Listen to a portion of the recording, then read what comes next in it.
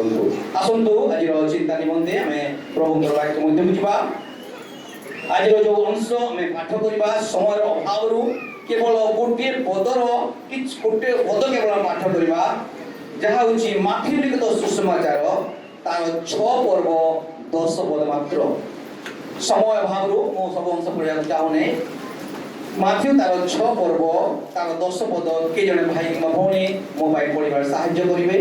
तुमर राज्य आसु जेपरि स्वर्ग रे सेपरि पृथ्वी रे तुमर इच्छा सफल हेउ। धन्यवाद भौणी। एठारे वाक्य रे परिप्रकाश करा जाउची एहा प्रभुंकर प्रार्थना प्रभु शिखैथिबा प्रार्थना अटे जे तुम्हर राज्य आसु तुमर जेपरि स्वर्ग रे सेपरि पृथ्वी रे तुम इच्छा ईश्वरंकर इच्छा सफल हो। ईश्वरंकर इच्छा को सफल करवा ईश्वरंकर इच्छा को ग्रहण करवा यह हूँ मनुष्यर पूर्ण कर्तव्य एवं कर्म। प्रिय माने 4 वर्ष पूर्वे सारा पृथ्वी रे एक महामारी देखा जाइथिला तार ना कौन कोविड नहीं के तार हूँ कोविड महामारी। यह केवल भारत देखा जाइथिला किंबा कोरापुट देखा जाए ताहा नुहे यह एक आश्चर्य विषय सारा पृथ्वी में देखा जाइथिला। यह को से समय समस्त जगह लॉकडाउन घोषणा करा जाइथिला आमे समस्त जानो। प्रिय माने से समय आमे अनेक आमनकर आत्मीय स्वजन को आमे हरैछु अनेक आमकर आत्मीय स्वजन माने मृत्युवरण कर से रोग रे। प्रिय माने यही कोविड समय 2टी परिवार से निज निज आत्मीय स्वजन को हरैतिले सेमानक प्रतिक्रिया को मुझे निकट परिप्रकाश करी आगू बढ़ा चाहे। 2टी परिवार से निजर आत्मीय को से कोविड समय हरैतिले। गोटे परिवार तांकर गोटे युवा पुओटे नुआ भाव में बाहाइला आ गोटे 1 वर्षर शिशु थिला से पुओटी कोविड से चलीगला। एवं आउ गोटे परिवार रे स्वामी स्त्री रोते से प्राय 60 वर्ष ऊर्ध्व से बय प्राप्त होते से मध्य स्वामीटी चलीगला। जड़े परिवार पुओटी चली जाइए एवं आ गोटे परिवार रे निज स्त्री स्वामी को सहरैछंती। यही परिवेश रे आम एत बेले आम जो कार्य अच्छे आम हाउस विजिट कर घर मान को जाई जो मैंने अनुष्ठान को दान दिखती से साहाय्य आनी था। तो से समय आम क्या घर को जाई पार नथिलु कहार दुख रे आम दुखी हो पार नथिलु किंतु कोविड परे परे आम से परिवार मान को आम परिदर्शन करियछु। मुझे जितेबले परिदर्शन कर विशेष प्रथम जितेबले आम से गृह गलु जो गृह जुआन पुआन एकमात्र गोटे यंग पुओ को से हरैछंती एक सान छुआटे अच्छी से परिवार को जिते जाइचु साधारणतः आम जो क्या घर को जो पालक भाव कि प्रचारक भाव आम प्रथम कथा थाए दीदी भल अच्छा माँ भल अच्छा भाई भल अच्छा ये वार्ड आम साधारणतः व्यवहार कर पालक हो प्रचारक जी भी हो।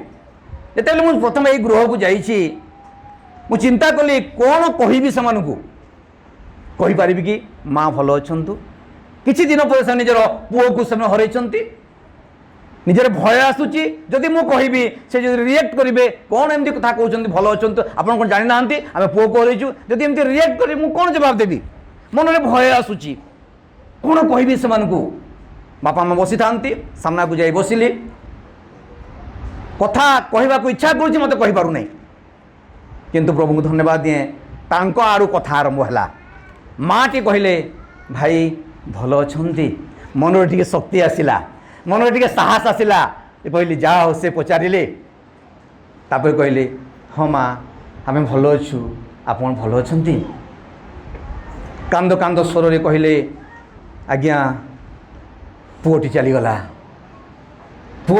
आज्ञा छोट छुआ को चलीगला छाड़ी चलीगला आम बुढ़ा बापा माँ को छाड़ीगला किंतु आज्ञा यह ईश्वर इच्छा ग्रहण करुछु आज्ञा एवं प्रभु को धन्यवाद दूछु। Praise the Lord. सहज कि प्रिय माने सहज नुहे ये वाक्यटी परिप्रकाश करवा सहज नुहे। ईश्वर इच्छा थिला ईश्वर मो पुओ को नहीं गले नाम धन्य हो यह कहवा सहज नुहे मात्र प्रभु से अंतरे कार्य कर धैर्य देइछंती से जीवन शांति देइछंती एवं से परिप्रकाश करछंती यह ईश्वर इच्छा थिला आज्ञा ईश्वर नहीं गले इच्छा को ग्रहण करुछु। आउ एक परिवार को जो जगार कि निज स्त्री स्वामी को हर से परिवार को गले से माटी कहते से परिवेश सृष्टि होती से प्रथम कहते आज्ञा आसिले कौन पर आसिले दान नापी आसते आप जानी ना मोर स्वामी चलीगले पूरा आप जानी ना मोर स्वामी पूरा प्रभु नहीं गले ये प्रभु से किपर प्रभु से मोर स्त्री स्वामी को से बंचेले नहीं अभिमान अभियोग राग क्रोध क्या प्रभु यह प्राक्टिकल विषय अटे आम समस्ते आम जीवन में देखा जाए अनेक समय जो आम जीवन में दुख आसे कष्ट आसे समस्या आसे ईश्वर इच्छा को ग्रहण करवा ईश्वर इच्छा को सम्मान देवा सहज नुहे प्रिय माने सहज नुहे मु शिक्षा सिना दौची कि सहज नुहे मात्र आम जीवंत परमेश्वर को पाई अच्छु जो प्रभु कहते मो पुनरुत्थान जीवन तो यद्यपि मर तथापि तुम्हें बंचब प्रिय माने ये वाक्य आपको आश्वासन दिए जे आम ईश्वर इच्छा को ग्रहण करवा ईश्वर इच्छा को सम्मान देवा एणु आज जो वाक्य से जेपरी से बापा माँ ईश्वर इच्छा को सम्मान देते एवं प्रभु कहते प्रभु इच्छा सफल कले कि से माँ से विरक्ति अनुभव कर कहले कहीं नहीं गले कहीं मो स्वामी को से नहीं गले प्रिय माने आमर से अधिकार नहीं कहबार आम केवे कहीपरानी प्रभु को कहीं कल बोली कारण ईश्वर तांकर योजना अनुसार तांकर इच्छा अनुसार कार्य करते प्रिय माने एणु प्रभु आज आप वाक्य कथा कहते यदि आप परिस्थिति गति करुँच प्रभु को केवे अभियोग करतु नहीं प्रिय माने प्रभु को इच्छा को ग्रहण करूँ प्रभु को इच्छा को सम्मान करूँ आज जो अंश पढ़ी अच्छु यह देखुच आम जे प्रभु तांकर प्रार्थना शिखे अनेक जगह लिखा जाऊँगी शिष्य मैंने अनुरोध कर प्रभु आम को प्रार्थना शिखातु आम किपर प्रार्थना करूँ धर्मशास्त्र दुईटी जगह दुईटी विषय लिखा जाए एक हूँ 10 आज्ञा और द्वितीय विषय हूँ प्रार्थना यह आम समस्ते जानू हाँ कि नहीं आम समस्ते मुखस्त करूँ नहीं छोट समय जो आम पुओटी स्कूल जावा आरंभ करे से समय आम कौन शिखाऊ 10 आज्ञा शिखे था एवं प्रभु प्रार्थना शिखे था हाँ कि नहीं भल विषय शिखेवा कथा आ सब समय आम उच्चारण करूँ कई मरीगले प्रभु प्रार्थना करूँ कौटी खाइबार नथिले प्रभु प्रार्थना करूँ सबू जगार ये प्रार्थना को व्यवहार करा जाए हाँ कि नहीं करा जाए यह प्रभुंर आदर्श प्रार्थना बोली कह जाए समय नहीं पार्बो के समय नहीं पारि ठीक अच्छे मत 12टा समय देती मुझे सारी 12:45 छाड़ी मत देखुचु जे दुईटी विषय आमको साधारणतः शिक्षा दे था से छुआटी बुझू कि न बुझू छुआटी शिखू व न शिखू कौन करूँ आम प्रभु प्रार्थना शिखे था हाँ कि नहीं 10 आज्ञा शिखे था भल विषय शिखा कथा किंतु से प्रार्थना मध्य जे सब गुरुत्वपूर्ण विषय सब रही आमको जानवर अच्छे प्रिय मैंने आसी प्रभु जो शिक्षा शिखो कहते प्रार्थना शिखा से कहते एपरी प्रार्थना कर कि प्रार्थना कर प्रभु तुमरी राज्य आसु जेपरी स्वर्ग रे एवं पृथ्वी रे कौन हो तुमरी इच्छा सफल हो प्रिय माने ईश्वर इच्छा सफल करवा ही मनुष्यर पूर्ण कर्तव्य कर्म आज आप मानू ये अंश जो पाठ करुचु माथ्यू तार 5 पर्व 6 पर्व और 7 पर्व ये 3टी पर्व को लिखा जाए पार्वत्य उपदेश नाम नामकरण करा जाए माउंट ऑफ सरमन बोली कह जाए कहीं कह जाए से समय एपरी घर नाला एपरी पुलपिट नाला एपरी गिरजाघर नाला प्रभु से कौन करते पहाड़ को चढ़ी जाते पहाड़ शीर्ष से चढ़ुले और लोक मैंने पहाड़ तले बसी से प्रभु शिक्षा को शुणुले से लिखा जाए पार्वत्य उपदेश बोली कह जाए प्रिय मैंने आज प्रभु यीशु तार शिक्षा आरंभ कर माथ्यू तार 5 पर्व को जीवा 5 पर्व देखा आम ये जो एठारे मु जो बाइबल व्यवहार करुँची से बाइबल हेडलाइन देखा दि जाए माथ्यू देखुं प्रथम वाक्य था ईश्वर वाक्य माउंट सरमन लिखा जाए क्यों माने धन्य इंग्लिश भाव लिखा जाए who are the blessed people लिखा जाए धन्यर इंग्लिश भाव ब्लेसेड अन्य सरल भाव में कहना चाहे क्यों माने आशीर्वाद पाइबे बुझिपारछन्ती क्यों व्यक्ति माने क्यों परिवार लोक माने आशीर्वाद कहे तार एक लिस्ट दि जाए सेठारे क्यों प्रकार व्यक्ति कौन कले आम आशीर्वाद पाइबा ता लिखा जाए द्वितीय लिखा जाए तुम्हें हूँ जगतर लवण और तुम्हें हूँ जगतर आलोक you are the light of the world you are the salt of the world প্রভু তামনকু সমস্ত জগতকু আমার বিশ্বাসী মানুষ লবণ সহিত এবং আলোক সহ তুলনা করেছেন প্রিয় মানে। তাও লেখা যাচ্ছে সে জগতকু আসিলে ব্যবস্থা সফল করা নিমন্তে এবং পরে পরে সে কৌଛନ୍ତି ক্রোধ কর নাহি, রাগ নাহি লেখা যাচ্ছে, ক্রোধ কর নাহি। তারপরে লেখা যাচ্ছে ব্যভিচার কর নাহি, অডলটরি কর নাহি। তারপরে লেখা যাচ্ছে ছাড়পত্র দিও না, ডাইভোর্স কর না প্রিয় মানে। আজ আমার সমাজে ডাইভোর্স বহুত হচ্ছে। মোর একচুয়ালি ঘর হচ্ছে সুন্দরগড়, কিন্তু মু রয়েছি বলাঙ্গীরে। বলাঙ্গীর মু বাসিন্দা, দীর্ঘ 22 বর্ষ হল বলাঙ্গীর সেবা। বলাঙ্গীরে বর্তমান বহুত বড় রোগ হয়েছি ছাড়পত্র, ডাইভোর্স হয়ে যাচ্ছে। হিন্দু মানকর নুহে, খ্রিস্টিয়ান লোক মানকর পুଅ যেমন বাহা হচ্ছেন 2 মাস 3 মাস সেମାନଙ୍କ মধ্যে পটুনি সে ডাইভোর্স করছেন। প্রভু কହୁଛନ୍ତି তুমি ডাইভোর্স দিও না, তোমার ছাড়পত্র করো না। পরে যে শপথ করো না। অনেক সময় আমি বাইবেল ছুঁই শপথ করুছু কোনি, বাইবেল করুছেন মনা করছেন তুমি বাইবেল ছুঁই শপথ করো না, কাঁ ঈশ্বর ঈশ্বর বাক্য অটে।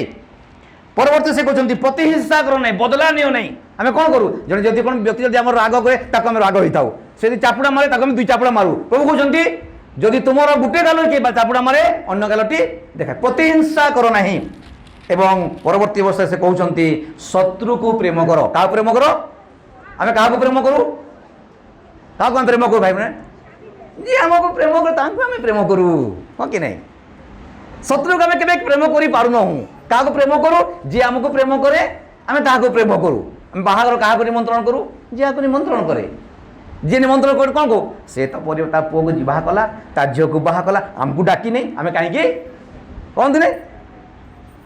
তাহলে যে শত্রুকে প্রেম করো, বাইবেল শত্রুকে যে শত্রু অটে তাকে প্রেম কর, তা প্রার্থনা কর প্রিয় মানে। প্রভু কହୁଛନ୍ତି শত্রুকে প্রেম করা নিমন্তে। এবং 6 পর্ব যে আসছেন সে প্রথমে কହୁଛନ୍ତି দান ধর্ম কথা কହୁଛନ୍ତି।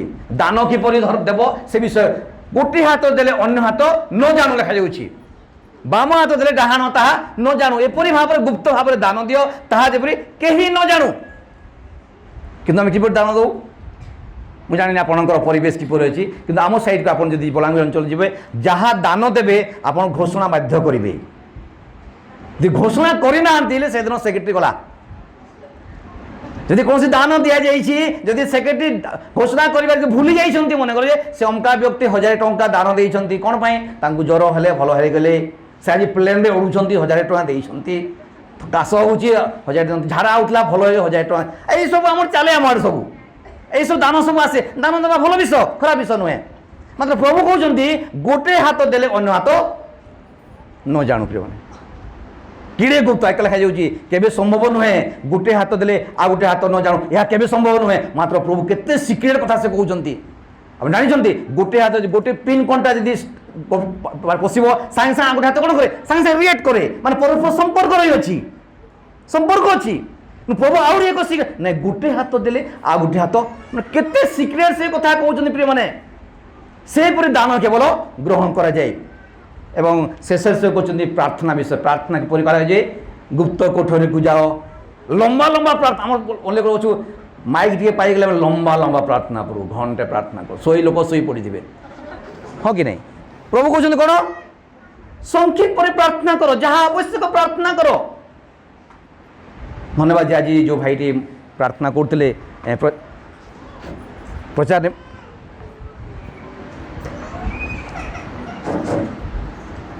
ভাইଙ୍କୁ প্রচার করা প্রার্থনা সে আসলে কহিলে ভাইଙ୍କୁ আশীর্বাদ কর, প্রচারে সাহায্য, এত মাত্র। যাহা আবশ্যক, যাহা যথার্থ যে প্রার্থনা কুহযাচ্ছে সে প্রার্থনা কর। কেন କ'ଣ করু? পুলপুট টিয়ে পাইগলে, মাইক টিয়ে পাইগলে, চালো সেটা সেটা সেটা সেটা সব এতে লম্বা হয়ে যাবে, শেষে সব আমিন কলে মিলে পড়ে যাবে। তেমন মোর মনে পড়ে থরে গোটে বুঢ়া বুঢ়ী ଥିଲେ ଗୋଟେ ପରିବାରରେ, ଆଉ ପୁଅଟି କ'ଣ ନା ବିଦେଶକୁ ଯାତ୍ରା କଲା। ଆଉ କହିଲେ ବାପା ଆମେ ଯାଉଛୁ ଟିକେ ପ୍ରାର୍ଥନା କରିଦିଅ। ସାଧାରଣତଃ ଆମେ କରିଥାଉ, ହଁ କି ନାହିଁ? ପ୍ରାର୍ଥନା କରାଯାଏ। ତ ପୁଅ ବୋଉ ଠିଆ ହେଇଛନ୍ତି, ବାପା ପ୍ରାର୍ଥନା କରିଦିଅ, ପ୍ରାର୍ଥନା ବାପା ପ୍ରାର୍ଥନା କରୁଛନ୍ତି, ପ୍ରାର୍ଥନା କରୁଛି, ପ୍ରାର୍ଥନା କରୁଛି, ପ୍ରାର୍ଥନା କେବେ ସରୁନି। ବାପା ପୁଅ ଦେଖି ପୁଅ ବୋଉ କ'ଣ କଲେ, ଚୁପଚାପ ଖସି ପଳେଇଲେ। ଯେତେବେଳେ ସେ ଆଖି ଆମେନ୍ କରୁଛନ୍ତି ଦେଖୁଛନ୍ତି ନାହାନ୍ତି। ସାଙ୍ଗେ ସାଙ୍ଗେ ପରେ ପୁଅ କୁଆଡ଼େ ଗଲ ତୁମେ? ପ୍ରାର୍ଥନା ସରିନି। ନାଇଁ ବାପା ଆମର ଟ୍ରେନ୍ ଛାଡ଼ିଦେବ ତ ସେଥିପାଇଁ ଆମେ ପଳେଇକିରି ପଳେଇ ଆସୁ। ଯାହା ଯଥାର୍ଥ, ଏ ପ୍ରଭୁ କହୁଛି, ମୁଁ କହୁନି ପିଲାମାନେ, ପ୍ରଭୁ କହୁଛନ୍ତି ତୁମେ ଯାହା କିଛି ପ୍ରାର୍ଥନା କର ଠିକ୍ ଭାବରେ ପ୍ରାର୍ଥନା କର, ସଂକ୍ଷିପ୍ତରେ ପ୍ରାର୍ଥନା କର। କାହିଁକି କର? କାରଣ ପ୍ରଭୁ ସବୁ ଜାଣନ୍ତି ପ୍ରିୟମାନେ। ଅଲ୍ଲୋ ଆୱାର ଗଡ୍ ଅଲ୍ଲୋଇଂ ଗଡ୍ ସବୁ ସେ ଜାଣନ୍ତି। ସେଥିପାଇଁ ଆମେ ବାକି ଲାଗୁଛି ଲୋକ ଦେଖାଡ଼ିବା ପାଇଁ ପ୍ରାର୍ଥନା ସେହିପରି ପ୍ରାର୍ଥନା ଶୁଣାଯାଏ ବାକ୍ୟ ଲେଖାଯାଇଛି। ସେଥିପାଇଁ ଆମେ ସାବଧାନ ହେବା, କ'ଣ ଆମେ ପ୍ରାର୍ଥନା କରୁଅଛୁ, କିପରି ପ୍ରାର୍ଥନା କରୁଛୁ, କେତେ ପ୍ରାର୍ଥନା କରୁଅଛୁ ତାହା ଜାଣିବାର ଆବଶ୍ୟକ ଅଛି। ଏବଂ ଏହି ପ୍ରାର୍ଥନା ମଧ୍ୟରେ ସେହି କଥା କହୁଛନ୍ତି ଏପରି ପ୍ରାର୍ଥନା କର ଯେପରି ଈଶ୍ୱରଙ୍କର ଇଚ୍ଛା ସଫଳ ହେଉ। ଆଜି ଆପଣଙ୍କୁ ସଂକ୍ଷେପରେ ତିନୋଟି ବିଷୟ ମୁଁ କହିବାକୁ ଚାହେଁ ଯେ ଈଶ୍ୱରଙ୍କ ଇଚ୍ଛା କ'ଣ, what is the will of God, ଈଶ୍ୱରଙ୍କର ଇଚ୍ଛା କ'ଣ ଆମକୁ ଜାଣିବାକୁ ହେବ। ଈଶ୍ୱର କ'ଣ ଚାହୁଁଛନ୍ତି ଆମମାନଙ୍କ ଜୀବନରୁ, ଈଶ୍ୱରଙ୍କ ଇଚ୍ଛା ଲେଖାଯାଇଛି ଈଶ୍ୱରଙ୍କ ଇଚ୍ଛା ସଫଳ ପ୍ରାର୍ଥନା କରୁଅଛୁ, ମାତ୍ର ଈଶ୍ୱରଙ୍କ ଇଚ୍ଛା କ'ଣ ଜାଣିନାହୁଁ ଆମେ। What is the will of God, ଈଶ୍ୱରଙ୍କର ଇଚ୍ଛା କ'ଣ ତାହା ସେ ବିଷୟରେ ଆମେ ଚିନ୍ତା କରିବା। ମୋ ସହିତ ବାଇବେଲକୁ ମୋତେ ପଢ଼ିବାରେ ସାହାଯ୍ୟ କରିବେ, କେହି ଜଣେ ପାଠ କରିବେ।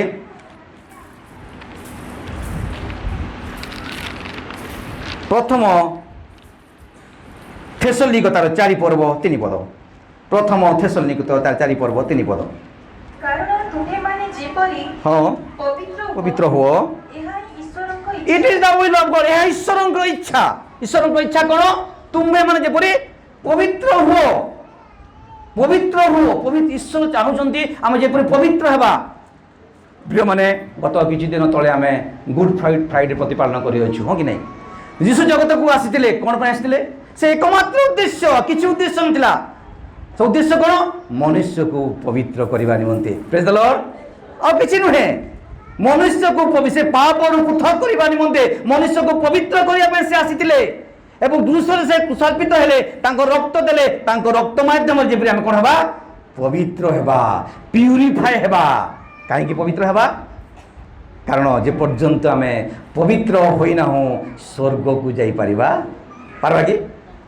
କାରଣ ସ୍ୱର୍ଗରେ ଅପବିତ୍ରର କୌଣସି ସ୍ଥାନ ନାହିଁ ପ୍ରିୟମାନେ। ସେଥିପାଇଁ କହିଲି ତୁମେ ପବିତ୍ର ହୁଅ ଆମ୍ଭେ ଯେପରି ପବିତ୍ର। କାରଣ ପବିତ୍ରତା ବିନୁ କେହି ଈଶ୍ୱରଙ୍କୁ ଦର୍ଶନ କରି ନାହିଁ ପ୍ରିୟମାନେ। ପବିତ୍ରତା ବିନୁ କେହି ବି ସ୍ୱର୍ଗ ଯାଇପାରିବେ ନାହିଁ। ପାଠରେ ଖରାପ ଭାବିବେ ନାହିଁ। କେତେ ସମୟରେ ଯେତେବେଳେ କୌଣସି ବ୍ୟକ୍ତିଟି ମରିଯାଏ, ସେ ଯେକୌଣସି ବ୍ୟକ୍ତି ହେଇଥାଉ, ସେ ମଦପାନ କରୁଥାଉ, ସେ ବ୍ୟଭିଚାର କରୁଥାଉ, ଯେକୌଣସି ବ୍ୟକ୍ତି ହେଇଥାଉ, ଯଦି ମରିଗଲା ପାଳକମାନେ ସାଧାରଣତଃ ପ୍ରାର୍ଥନା କରନ୍ତି। କି ପ୍ରାର୍ଥନା କରନ୍ତି? ପ୍ରଭୁ ଏ ଲୋକଟି ସ୍ୱର୍ଗକୁ ଗଲା, ପ୍ରଭୁ ତାକୁ ଆଶୀର୍ବାଦ କର। ପ୍ରଭୁ ତୁମେ ସ୍ୱର୍ଗରେ ତୁମ କୋଳରେ ସ୍ଥାନ ଦେଇଛ ପ୍ରଭୁ, ସେଥିପାଇଁ ତାଙ୍କୁ ଧନ୍ୟବାଦ ଦେଉଛୁ। ହଁ କି ନାହିଁ, କରୁ କି ନାହିଁ? ଶୁଣିଛନ୍ତି ଆପଣମାନେ? ଏହା ଆମର ଅଭ୍ୟାସ। ମୁଁ ପାଷ୍ଟର ଭାଇ ଆଜ୍ଞା ଡିଷ୍ଟର୍ବ ହେଉଛି ମୋବାଇଲ ପାଳନ କହିଲେ ଆଜ୍ଞା କେମିତି ପ୍ରାର୍ଥନା କେମିତି, ତ ବାଇବେଲ ଲେଖାଯାଇନି ସେମିତି। ବାଇବେଲ ଲେଖାଯାଉଛି ୱିଦାଉଟ୍ ଜଜମେଣ୍ଟ, ବିଚାର ବିନା କେହି ସ୍ୱର୍ଗ ଯାଇପାରିବେ ନାହିଁ। ମନୁଷ୍ୟର ଜନ୍ମ ଏବଂ ତାପରେ ମୃତ୍ୟୁ, ତାପରେ ବିଚାର ହୋଇଅଛି ପ୍ରିୟମାନେ। ବିଚାର ହେଲା ପରେ ଯାଇ ଆମେ ସେଇ ସ୍ୱର୍ଗରେ ତାଙ୍କ କୋଳରେ ସ୍ଥାନ ପାଇବା। ଆଉ ସେ କୋଳରେ ସ୍ଥାନ ପାଇବା ପାଇଁ ଆମକୁ କ'ଣ ହେବାକୁ ପଡ଼ିବ? ପବିତ୍ର ହେବାକୁ ପଡ଼ିବ। ପବିତ୍ରତା ବିନୁ ଆମେ କେବେ ବି ସ୍ୱର୍ଗ ଯାଇପାରିବା। ସେଥିପାଇଁ ପ୍ରଭୁ ଜଗତକୁ ଆସିଲେ ଏବଂ ତାଙ୍କ ରକ୍ତ ଦେଲେ ଆମକୁ କ'ଣ କରିବା ପାଇଁ? ଆମ ରକ୍ତକୁ ପ୍ୟୁରିଫାଏ କରିବା ପାଇଁ। ଆମର ଯେଉଁ ପାପପୂର୍ଣ୍ଣ, କାରଣ ଆମ ରକ୍ତରେ ଆମର ଜୀବନ ରହିଅଛି। ଏ ଜୀବନ, ଏ ରକ୍ତକୁ ପ୍ୟୁରିଫାଏ କରିବା ପାଇଁ, ଏ ରକ୍ତକୁ ସଫା କରିବା ପାଇଁ ସେ ତାଙ୍କ ରକ୍ତ ଦେଲେ ପ୍ରିୟମାନେ। ଆମେ ଜାଣିଥିବେ ଯାହାଦି କାହାର କିଡନୀ ଖରାପ ହେଇଯାଏ, କ'ଣ କରାଯାଏ? ତାକୁ ଡାୟାଲିସିସ୍ କରାଯାଏ। ଡାୟାଲିସିସ୍ ତା ଅର୍ଥ କ'ଣ? ମଇଳା ରକ୍ତକୁ ବାହାର କରିକରି ପୁଣି ନୂଆ ରକ୍ତ ଦିଆଯାଏ, ସେ ଯେପରି ବଞ୍ଚିବ। ଠିକ୍ ସେପରି ପ୍ରିୟମାନେ ଆମର ଯେଉଁ ପାପ ରକ୍ତ, ଏ ରକ୍ତକୁ ବାହାର କରି ପ୍ରଭୁ ଚାହୁଁଛନ୍ତି ତାଙ୍କର ନିଜ ରକ୍ତ ଦେବା ପାଇଁ। ପ୍ରେଜ୍ ଦ ଲର୍ଡ। ତାଙ୍କ ରକ୍ତ ଦେବା ପାଇଁ, ତାଙ୍କ ରକ୍ତ ମାଧ୍ୟମରେ ଆମକୁ ସେ ପବିତ୍ର କରିବା ନିମନ୍ତେ ଚାହୁଁଛନ୍ତି। ସେଥିପାଇଁ ପ୍ରଭୁ ଚାହୁଁଛନ୍ତି ଆମେ ଯେପରି ପବିତ୍ର ଜୀବନଯାପନ କରିବା। ସେ ପଦ ତଳ ଗୋଟେ ଭଉଣୀ ପଢ଼ିବେ, କ'ଣ ଲେଖାଯାଇଛି ଗୋଟେ ପଢ଼ିଲେ ପଦଟା? କାରଣ ତୁମେମାନେ ଯେପରି ପବିତ୍ର ହୁଅ ଏହା ଈଶ୍ୱରଙ୍କ ଇଚ୍ଛା। ହଁ, ଅର୍ଥାତ୍ ତୁମେ ଯେପରି ବ୍ୟଭିଚାରରୁ ପୃଥକ ରୁହ। ବରଂ ଯେ ପୁସ୍ତକ ଲେଖାଯାଉଛି ତୁମେ ମାନେ ବ୍ୟଭିଚାର କାର୍ଯ୍ୟରୁ ପଳାୟନ କର, ରନ୍ ଆଉଟ୍ ଲେଖାଯାଉଛି, ଦୌଡ଼।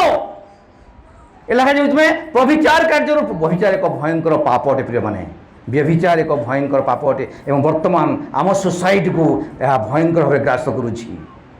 ଯୁବା ଯୁବତୀମାନଙ୍କୁ ମୁଁ କହିବାକୁ ଚାହେଁ, ଯୁବା ପୁଅ ଯେମାନଙ୍କୁ କହିବାକୁ ଚାହେଁ ବ୍ୟଭିଚାର କାର୍ଯ୍ୟରୁ ପୃଥକ ରୁହନ୍ତୁ, ବିବାହ ପୂର୍ବରୁ ସମ୍ପର୍କ ରଖନ୍ତୁ ନାହିଁ। ଏହା ଏକ ଅପବିତ୍ରତା କାର୍ଯ୍ୟ ଅଟେ ପ୍ରିୟମାନେ। ବ୍ୟଭିଚାର କାର୍ଯ୍ୟରୁ ପୃଥକ ରୁହନ୍ତୁ। ପ୍ରେରିତ ପାଉଲ କହୁଛନ୍ତି ରନ୍ ଆୱେ, ତୁମେ ଦୌଡ଼, ପୃଥକ ଦୌଡ଼ି ଚାଲିଯାଅ।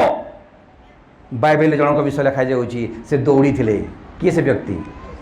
ଯୋସେଫ। ପ୍ରେଜ୍ ଦ ଲର୍ଡ। ଏ ବ୍ୟଭିଚାର କାର୍ଯ୍ୟରୁ ଯେପରି ସେ ପୃଥକ ରହିବେ, ସେ ପାପରେ ଯେବେ ଲିପ୍ତ ନ ହୋଇବେ, ପ୍ରଭୁଙ୍କୁ ଅସନ୍ତୁଷ୍ଟ ନ କରିବେ, ସେଥିରେ ସେ କ'ଣ କହିଲେ? ଦୌଡ଼ିଲେ। ରନ୍ ଆଉଟ୍ ଲେଖାଯାଉଛି। ସେ ଦୌଡ଼ିବାର ଫଳ ତାଙ୍କୁ ପୁରସ୍କାର ଦିଆଗଲା। କି ପୁରସ୍କାର ଦିଆଗଲା? ଜେଲ ଦଣ୍ଡ ଦିଆଗଲା ପ୍ରିୟମାନେ। ହଁ କି ନାହିଁ? ତାଙ୍କୁ କ'ଣ ଦିଆଗଲା? ସେ କୌଣସି ପାପ କରିନଥିଲେ, ମାତ୍ର ତାଙ୍କୁ ଜେଲ ଦଣ୍ଡ ଦିଆଗଲା। ମାତ୍ର ଆଶ୍ଚର୍ଯ୍ୟ, ମୁଁ ସେ ଷ୍ଟୋରି କହିବାକୁ ଚାହେଁ। ଏପରି ସମୟ ଆସିଲା, ଦିନେ ଯୋସେଫ ସେଇ ଦେଶର ପ୍ରଧାନମନ୍ତ୍ରୀ ହେଇଥିଲେ। ପ୍ରେଜ୍ ଦ ଲର୍ଡ। ପ୍ରଧାନମନ୍ତ୍ରୀ ହେବା ସୁଯୋଗ ପାଇଥିଲେ। ସହଜ କଥା ନୁହେଁ। ଯେପରି ଆମମାନଙ୍କର ମୋଦି ପ୍ରଧାନମନ୍ତ୍ରୀ ନାହିଁ କି, ସେ କ'ଣ କହୁଛନ୍ତି ଚା ବିକୁଥିଲେ ବୋଲି କହୁଛନ୍ତି। ସେହିପରି ଯୋସେଫ ଦିନେ କ'ଣ ଥିଲେ? ଚାକର ଥିଲେ ପ୍ରିୟମାନେ। ସର୍ଭେଣ୍ଟ, ଗୋଟେ ପରିବାରରେ ସେ ଚାକର କାର୍ଯ୍ୟ କରୁଥିଲେ। ସେଇଠୁ ତାଙ୍କୁ ଆଣି କରୁଥିଲେ ପ୍ରଧାନମନ୍ତ୍ରୀ ଆସନରେ ଥୋଇଲେ। ଆଶ୍ଚର୍ଯ୍ୟ ନୁହେଁ କି? କ'ଣ ପାଇଁ ଥୋଇଲେ? ନିଜର ପବିତ୍ରତାକୁ ସେ ରକ୍ଷା କରିଥିବାରୁ, ନିଜର ପବିତ୍ରତାକୁ ରକ୍ଷା କରିପାରିଥିବାରୁ ସେ କ'ଣ ନା ଏତେ ଥିଲେ। ସାର୍ଭେଣ୍ଟ କଥା ଏତେ ପଡ଼େ, ମୋ ସାକ୍ଷ୍ୟ ତ ଦେବି ନାହିଁ, ତା ପଦେ କହିବି। ମୁଁ ମଧ୍ୟ ଗୋଟିଏ ଖ୍ରୀଷ୍ଟିଆନ ପରିବାରରେ 2 ବର୍ଷ ପର୍ଯ୍ୟନ୍ତ ସାର୍ଭେଣ୍ଟ ଥିଲି ପ୍ରିୟମାନେ। ଗୋଟିଏ ପରିବାର ମୋତେ କହିଲେ ଆସନ୍ତୁ ଆମ ଘରେ ରହିବ, ଆମେ ତୁମକୁ ପାଠ ପଢ଼େଇବୁ। ମୁଁ ଗୋଟେ ବହୁତ ଗରିବ ପରିବାର ଆସୁଅଛି, ବହୁତ ଗରିବ ବେଳେ ଖାଇଲେ ଆଉ ଗୋଟେ ଓଳି ନୁହେଁ, ଏପରି ଏକ ପରିବାର ମୁଁ ଆସିଅଛି। ଗୋଟେ ଖ୍ରୀଷ୍ଟିଆନ ପରିବାର କହିଲେ ଆସ ଆମ ଘରେ ରହିବ, ଆମେ ତୁମକୁ ପାଠ ପଢ଼େଇବୁ। ମୁଁ ଖୁସି ହେଲି। ମୋ ମାଆକୁ କହିଲି, ମାଆକୁ ଯାଅ, ମୁଁ ତ ପାଠ ପଢ଼ି ତାଙ୍କ ଘରେ ପାଠ ପଢ଼ିବୁ। ସେ ପରିବାରକୁ ଗଲି, ସେଠି ପାଠ ପଢ଼ିବା ନିମନ୍ତେ।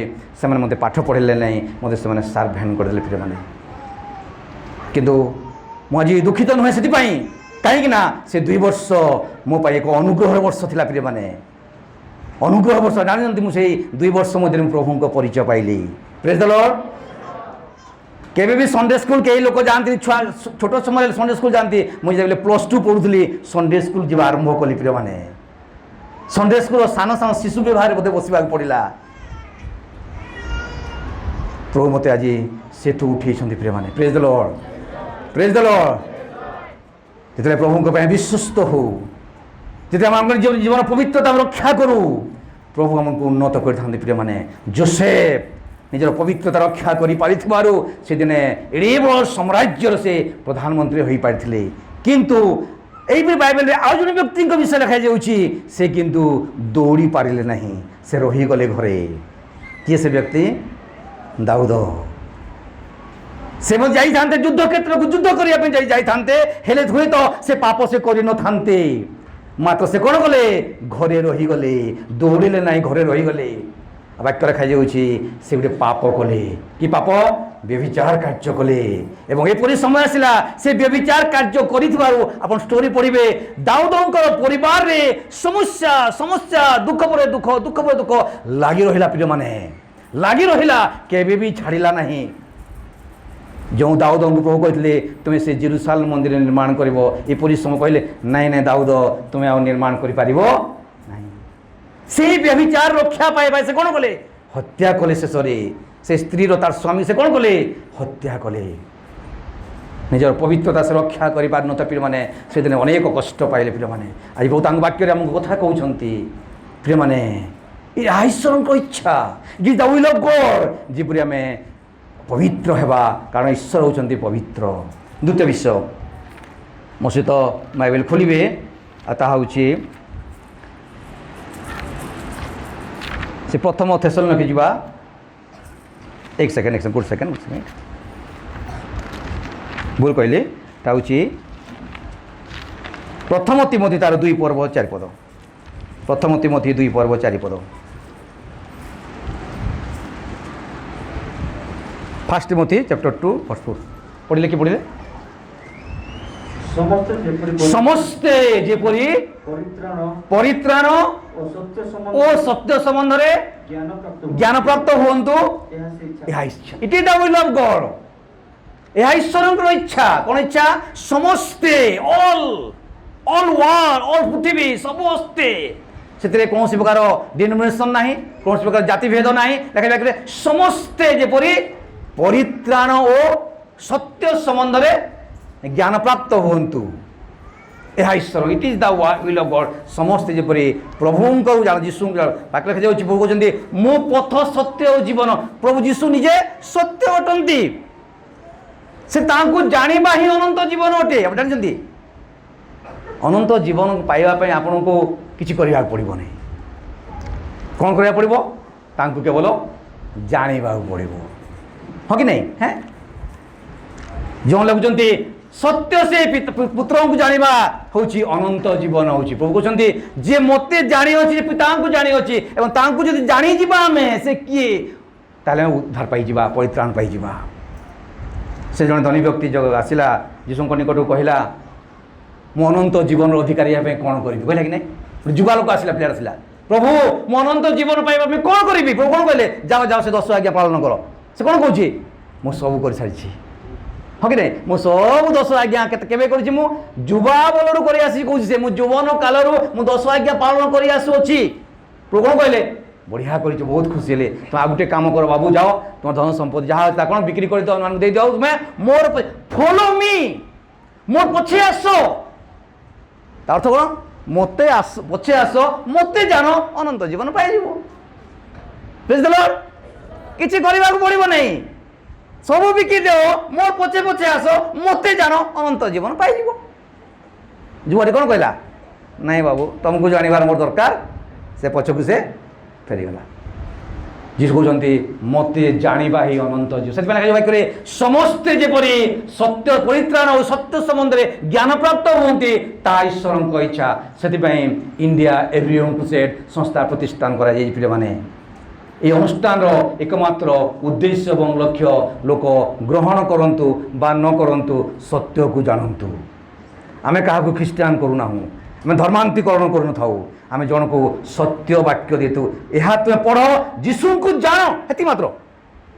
ଆମର ଗୋଟେ ଟ୍ରାକ୍ ଅଛି, ମୁଁ ସେଟା ଖୋଜୁଥିଲି ପାଇଲିନି। ସେ ଟ୍ରାକ୍ର ନାଁ ହେଉଛି ସତ୍ୟର ସନ୍ଧାନ।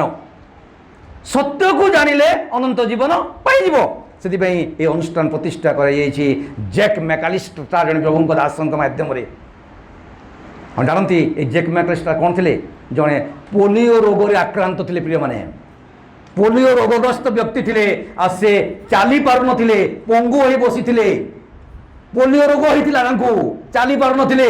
ସେ ସମୟରେ ପ୍ରଭୁଙ୍କ ବାକ୍ୟ ଆସି ପହଞ୍ଚିଲା ପ୍ରଭୁଙ୍କ ଦାସ ନିକଟରେ, ତୁମେ ଯାଅ ଏବଂ ସମସ୍ତ ଜଗତରେ ସୁସମାଚାର ପ୍ରଚାର କର। ପ୍ରେଜ୍ ଦ ଲର୍ଡ। ଜ୍ୟାକ୍ ମ୍ୟାକାଲିଷ୍ଟ କହୁଛନ୍ତି ଏ କି ପ୍ରକାର ବାକ୍ୟ? ଆରେ ପ୍ରଭୁ କ'ଣ ମୂର୍ଖ? ସେ କହୁଛନ୍ତି, ମୋତେ କହୁଛନ୍ତି ତୁ ସମସ୍ତ ଜଗତକୁ ଯାଇ ସୁସମାଚାର ପ୍ରଚାରେ। ମୁଁ ତ ଚାଲି ପାରୁନି ପରା, ମୁଁ ପଙ୍ଗୁ, ଅଥର୍ବ, ପୋଲିଓ ରୋଗରେ ଆକ୍ରାନ୍ତ, ମୁଁ ତ ହୁଇଲ୍ ଚେୟାରରେ ବସୁଅଛି। ପ୍ରଭୁ ମୋତେ କହୁଛନ୍ତି ତୁମେ ସମଗ୍ର ଜଗତକୁ ଯାଇ ସୁସମାଚାର। ଏହା କିପରି ସମ୍ଭବ? It is impossible. କିନ୍ତୁ ବାଇବେଲ ଲେଖାଯାଇଛି ଯାହା ଆମ ନିକଟରେ ଅସମ୍ଭବ ତାହା ପ୍ରଭୁଙ୍କ ନିକଟରେ ଅସମ୍ଭବ। ପ୍ରେଜ୍ ଦ ଲର୍ଡ। ଆଉ ଏହି ପଙ୍ଗୁ ବ୍ୟକ୍ତିଙ୍କୁ এই অনুষ্ঠান প্রতিষ্ঠা করা আরম্ভ কলে প্রভু আদেশ দেলে। আর এই ব্যক্তি প্রভুঙ্ দাসমানকু নেই এভ্রিওয়ান ক্রুসেডকু সে প্রতিষ্ঠা করে আজি সারা পৃথিবীর 210টি দেশে কার্য করছে। হালেলুয়া। 210টি দেশে কার্য করছে এভ্রিওয়ান ক্রুসেড, কেবল ভারত ক্ষেত্রে নুহে।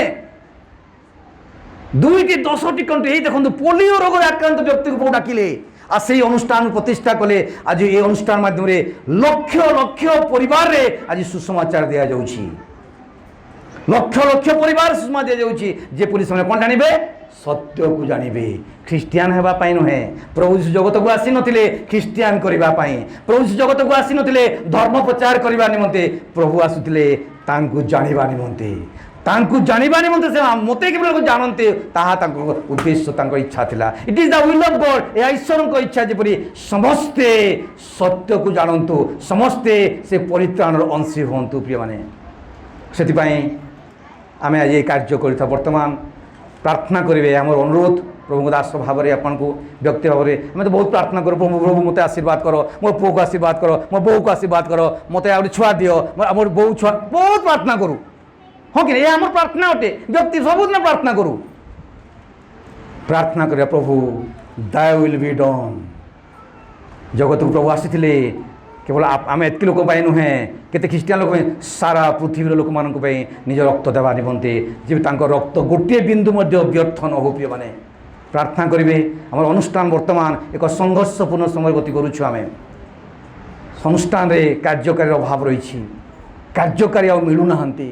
ପ୍ରଚାର କାର୍ଯ୍ୟ ପାଇଁ